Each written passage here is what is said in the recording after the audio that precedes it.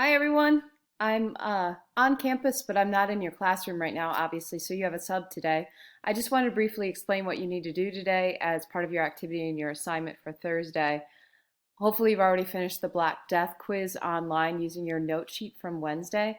The next thing that you need to do is inside Classroom, so I'm just going to show you how to do that.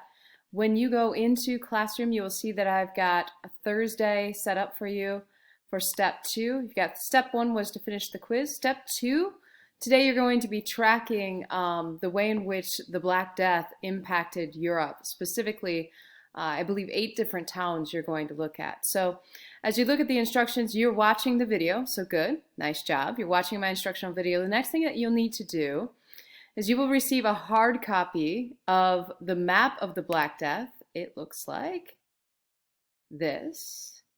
And on the reverse side of that same sheet, you're going to receive a population chart that looks like this. So it's 8 different major cities in Europe that were all impacted to varying degrees as the Black Death spread.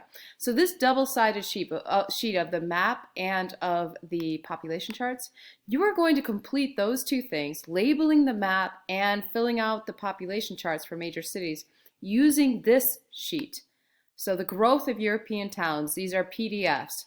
As you scroll down these sheets, so this says European Region A, it gives you an idea here. It says, what is the name of the large body of water that separates North and South America from Europe and Africa and lies to the west of Europe?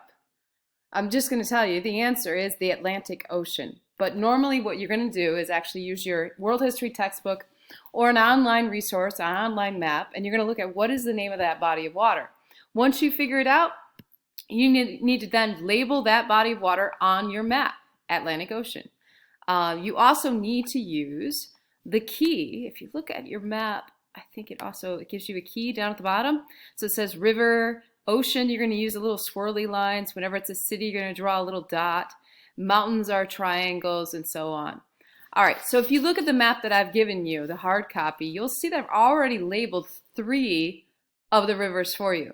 The Pegnitz River here, the Tiber River, and the Thames River, which is in London. And the reason why I've labeled those for you is they're not actually included on your map in your textbook. So students over the years have really struggled to try and find these rivers.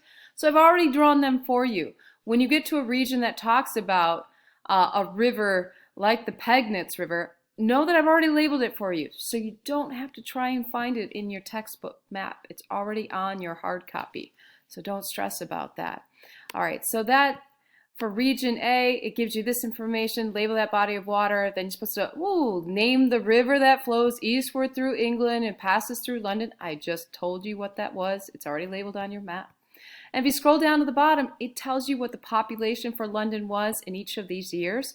You're going to take this information and you're going to put it on your population chart for London, showing that when the population went up or went down.